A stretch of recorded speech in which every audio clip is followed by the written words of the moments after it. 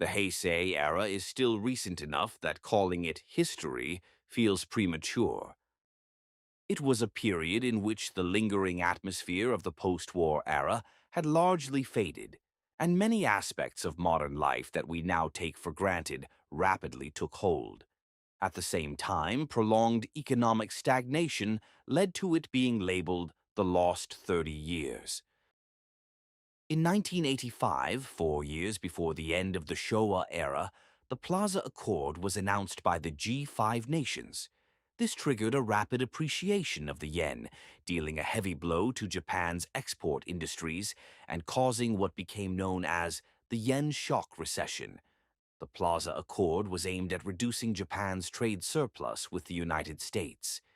In response to the downturn, the Bank of Japan introduced monetary easing, which temporarily improved conditions. However, because easing continued even after the recession had subsided, land and stock prices soared abnormally, ushering in the bubble economy. By 1988, Japanese business people were working so intensely that an energy drink commercial famously asked, "Can you fight for 24 hours?"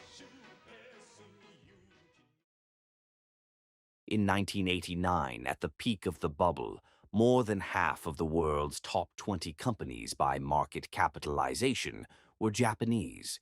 Companies filmed commercials overseas, hired Hollywood stars, purchased huge amounts of foreign stocks, and even bought multiple buildings in New York. Meanwhile, long working hours and overwhelming stress were drawing attention to karoshi, or death from overwork. In that same year, a 3% consumption tax was introduced to support an aging society and create a fairer tax system.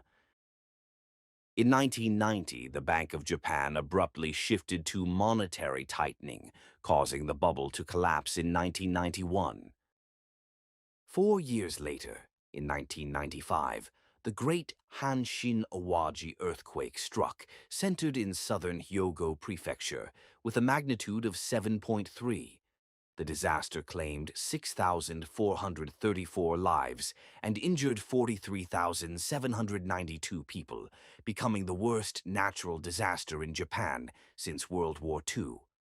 Many collapsed buildings had been constructed under the old seismic standards, and reports showed that structures built under the revised 1981 standards sustained far less damage. The disaster led to further revisions to Japan's seismic regulations. In addition, inadequate firefighting conditions contributed to widespread fire damage, prompting improvements to firefighting and disaster rescue systems. In 1997, amid ongoing recession caused by the bubble collapse and the earthquake, the consumption tax was raised to 5%. This virtually ensured that Japan's economic stagnation would continue for many years. Contrasting with this economic slowdown, technology advanced rapidly. Computers and mobile phones became widespread, and teenagers began driving major cultural trends. Gyaru stood out in places like Shibuya and Harajuku, while otaku immersed themselves in anime, games, Akihabara's electronics district, and online message boards. At the time, Japanese mobile phones boasted world-leading technology, and Japanese companies dominated the market for portable music players, which had begun with the Walkman in 1979. However, Japan's electronics industry became increasingly isolated, having grown too accustomed to its unique domestic environment. Steve Jobs struggled for years to make Apple products successful in Japan. Nevertheless, persistent marketing efforts eventually paid off. The iPod gained traction, and the release of the iPhone in 2008 saw Apple's fan base rapidly expand. Meanwhile, Japanese mobile phones and music players, once global leaders, began to decline. Emoji culture, born in Japan, was adopted by Apple and Google as they entered the Japanese market and has since spread worldwide as emoji. Some emoji that carry culturally specific meanings remain difficult to interpret for anyone unfamiliar with Japanese context. In 2011, the Great East Japan earthquake struck, originating off the Pacific coast of the Tohoku region with a magnitude of 9.0. The tsunami caused overwhelming devastation, and more than 90% of fatalities were due to drowning. The confirmed death toll reached 19,729, with 2,550 people missing. The nuclear crisis was especially severe. At the Fukushima Daiichi nuclear power plant, located in one of the hardest hit areas, the tsunami disabled the AC power supply, shutting down the cooling systems and causing a meltdown. Radioactive materials were released, resulting in a major nuclear disaster on par with the Chernobyl accident. Many residents were forced to evacuate, and some have still been unable to return home. In Tokyo and surrounding regions, the impact was enormous. All transportation systems shut down until late at night, and long lines of people walking home from their workplaces could be seen throughout the city.